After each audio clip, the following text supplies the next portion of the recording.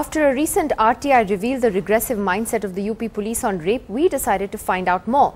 So we took a hidden camera and our regular TV camera as well. And what my colleague Neha has found is beyond shocking. From live-in relationships to cell phones to clothes, the cops have a range of explanations about rape.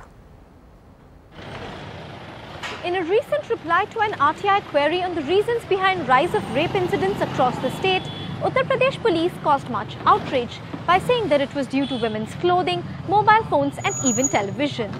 This was not an isolated view, as we found out when we went on the ground to speak to a cross-section of policemen across different districts. Many of them shared the same bizarre, regressive understanding of reasons behind sexual violence. Some of these responses are on camera, while others were caught on hidden camera. Allahabad district recorded 103 cases of rape in 2013, second highest in the state. These are the views of its men in khaki. घटनाएं sir घटनाएं rape की ज़्यादा जब से TV घर घर में हो गई है और ये मोबाइल हो गया है तब से ज़्यादा है। कपड़े सामान्य तौर पे तो ऐसे शालीन कपड़े पहनने ही चाहिए, लेकिन वेस्टर्न क्लोथिंग मतलब जिस देश में आप रह रही हैं एक कपड़ा कहा जाएगा और एक कपड़े का नाम रहेगा, तो नाम वाले जब आप जाएंगी तो कुछ न कुछ समस्या तो आपको कभी हो सकती है। डिफरेंट रीजंस होते हैं, कई बार आजकल तमाम चीज़ें हैं, लोग लिव इन रिलेशनशिप में रहे हैं, कई बार संबंध पहले कार्डियल हैं बाद में स्टैंडर्ड हो जाते हैं, कई बार ऐसे एप्लीकेशंस आती हैं कि मेरे साथ लास्ट 3 ईयर से इस तरह की इंसिडेंट हो रही है। ऐसा मतलब संभव नहीं होता है। पहनावा सिस्टम से ही होना चाहिए, पहनावा सही हो, जो हमारा इंडियन कल्चर है उसके हिसाब से यदि पहनावा हो तो बहुत बेहतर है, उससे घटनाएं भी हमारी जहां तक है रुकेंगी। Meerut, with 109 cases in 2013, recorded the highest number of rapes in the entire state. जब से टीवी चला है, जब से ये फेसबुक पे बच्चा और ये इंटरनेट वगैरह ये करते रहते हैं, तब से ज़्यादा हो रही है बवाली। Sitapur district recorded 95 rape cases in 2013. बहुत रेयरेस्ट आप रेप से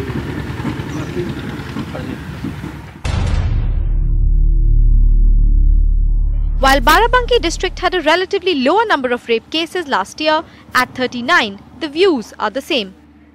बहुतायत में तो नहीं, लेकिन 2% मान के चलिए, तो 2% तो रहेगा ही। आप अगर मदिरा का सेवन कर रही हैं और ये भी अपेक्षा करें कि मैं 100% सुरक्षित भी रहूं, तो दोनों एक साथ तो नहीं हो सकता। It would be a mistake to laugh off these as merely bizarre. They serve as a huge deterrent to women who muster up the courage to report sexual violence. This 17-year-old in Barabanki alleges that she was raped by a boy from her village earlier this year. Scared and unsure, she did not tell her family. Months later, she discovered she was pregnant, which is when her family went to the police. तो reporter नहीं लिखेंगे, कहीं नहीं लिखेंगे, तो क्या फिर गए, फिर नहीं लिखे, तीसरे दिन लिखेंगे। क्या बोला, क्यों नहीं लिखेंगे? कहीं नहीं लिखेंगे तो कहीं जब वहाँ गए कहीं शादी कर लो, पुलिस कही। Common phenomena, say the activists. तो उनका जो व्यवहार रहता है, उनको लगता है कि हमेशा जो है महिला ही गलत होती हैं, मीन्स हमारी ही गलती है। अगर जो हमारा रेप हुआ है तो उसमें हमारी ही कहीं ना कहीं गलती, या फिर मैं बाहर गई होंगी, या फिर मैं उसको पहले से जानती होंगी, मैंने उसको बुलाया होगा, इस तरह के हवाला दे करके बोल देते हैं ठीक है आप जाइए, और तुरंत वो FIR नहीं करते। The state registered over 3,000 cases of rape, which averages to about 8 per day, while its conviction rate is only 56%. The police may dismiss the views of activists, but perhaps they should pay heed to this man. His minor daughter was gang raped by 4 boys last week in Amethi when she went to the fields to go to the toilet. हमारे घर में ना TV है, ना हमारे घर में कोई लड़कियां जीन्स पहनती हैं, ना मोबाइल है। ये तो गलत है कानून, हाँ पुलिस का है ना, 2 लड़कों का है। With camera person Rajesh Gupta, Neha Masih for NDTV. Well, there's been so much viewer feedback on this particular story. The question really is that, we all talk about changing mindsets, but these are policemen. They're supposed to be guardians of the law. They're supposed to be helping women in distress. And if this is how they articulate their views on issues like rape, how can we expect them to do that? We've got Gaurav Bhatia of the Samajwadi Party joining us, Kirti Singh, senior lawyer of the Supreme Court, and Vikram Singh, the former DGP of Uttar Pradesh, with us this evening. Gaurav, to you first. I'm sure the story would have shocked you as well, and to be fair, it's not something that is unique to UP. I remember that a similar kind of a sting was done in the Delhi NCR region a few years ago, and it revealed similar mindsets. Now, having seen this story today, if you have, would you at least say that there would be some action taken against those officers who have no gumption coming on camera and saying, yes, well, this is how it is, it's live-in relationships, it's clothes, it's everything else, all these bizarre explanations. Will there be action? Nidhi, I totally agree with you that very recently there was a discussion on the RTI reply, and at that time I had spoken to the DGP of UP, and even we were shocked to hear some of the replies from the police officers. But let me tell you that at the senior level, I am talking about the DGP and the IGs and the SSPs, this view is not endorsed by them, and this is not the view of the government. It is a very disturbing sign, and for that it is important that there are police reforms which the UP police is taking, and there should be sensitization of these police officers.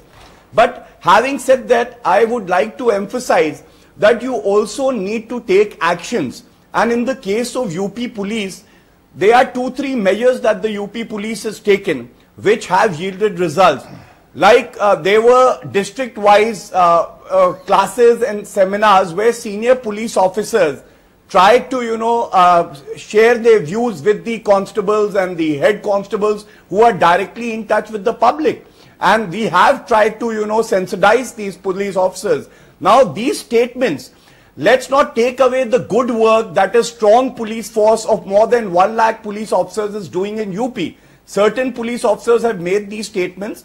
The DGP in the earlier case of RTI replies, which were not official and which were views of the SHOs, is looking into the matter. And these police officers not just taking action, they would also be sensitized, and they need to be in tune with the modern thinking of the common man. Including those that are part of the story that we've seen. I mean, there are some on hidden camera and others who look at our microphone and have no problem saying this on regular television, that, this is what it is. Mobile phones, everything else. That's what I'm saying, Gaurav, that there needs to be some sense of accountability. Exactly. So who is making these people accountable? Yes. Because they are in positions that are supposed to be responsible positions. So there needs to be accountability is the question. Nidhi, first, you're absolutely right. There has to be accountability. And there is a system within the police force where a departmental inquiry can take place, and they should not be speaking out of line. There is a government policy. There is a policy framed by the DGP himself, and these constables or police officers cannot speak out of line. They have to adhere to the policy of the government. And I assure you that, whatever statements they have made, barring one, where a police officer said that there are incidents where there is a live-in relationship for a few years, and then, false cases are filed, which actually happens. But barring that one statement, the other statements are condemnable, and we will look into it. But Nidhi, I want to make a larger point, which you were also referring to, that this is not the case only in the state of UP. No, I would tell you something. At the beginning, it's not unique to Uttar Pradesh. Absolutely, and thank you for being fair to the state. No, in fact, I would tell you that over 2011, the rape incidents in UP decreased under the Samajwadi Party government, and I have always been saying one thing, that this discussion requires that all states are taken into account, and then the performance and the rate of incidents is discussed, rather than only talking about incidents in UP. We can look at statistics in various ways. I want to ask Mr. Vikram Singh, who's been a former DGP of Uttar Pradesh, that, sir, did it surprise you at all when you heard these kind of comments coming from the police in UP? Nidhi, these statements are extremely irresponsible, to say the least, and extremely callous. depravity and debauchery lie in the eye of the beholder. How do you explain the rape of a 2-year-old child? How do you explain the rape of a senior citizen 80 years plus? How do you explain the sexual violation of a dead body? The police officers who have spoken out of turn and irresponsibly, and have apportioned the blame on the women folk, instead of saying that they would come down heavily on those who are criminals, wanted and accused criminals, ensure prompt investigation, prompt arrests and speedy trials, thereafter convictions in the court of law. How many cases of Gangsters Act and confiscation of property, movable and immovable, has happened in case of repeated offenders? I would like to say that Mr. Gaurav Bhatia has come out with very cogent, implementable proposals, but they should be seen on the ground as well. And there need to be a greater sensitization of the police force. Instead of speaking out of turn and irresponsibly, they should be well advised to treat the rape survivors as God and something that they need to be very, very careful and sensitive about. How do they do that, sir? Though, Mr. Singh, let me ask you that if you see, the police are also part of the same society that we come from, and I'm going to ask Kirti Singh the same question. Therefore, when they're dealing with rape cases, how do you ensure that they're able to deal with them fairly if in the back of their minds, they've already made up their mind about what's happened? How do you make them accountable? Mr. Singh. Nidhi, the question is for me? Yeah. Very well, Nidhi. First of all, any investigator, there are 4 tiers of supervision. One is at the level of the DIG, at the level of the IG, and as also in important cases, that of the DG's headquarters too. Mr. Gaurav Bhatia, during the course of his interpretation, mentioned that it is not the view of the DGP, but any answer or a reply of RTI emanating from the DGP headquarters has the sanction and the authority of the DGP, even if it is not a signatory to the reply. He cannot absolve himself of the accountability that the answer has emanated from the DGP's headquarters. That would be very simplistic to interpret that. Please do, but after I'm through, Gaurav, please. Yeah, Number two, this investigation has certain tiers. There are certain standard operating procedures. They have to be adhered to, and you have to stick to them. The 13th Criminal Law Amendment Act has inbuilt provisions that if there is any default, then the IO can be taken to task for that. I doubt if any action or deterrent action has been taken against any defaulting IO. Yeah, Kirti Singh wants to come in on that. Kirti Singh, how do we then deal with this problem? Because it's, frankly, it shocks you at some level, and then at another level, it's deja vu. You've heard it before.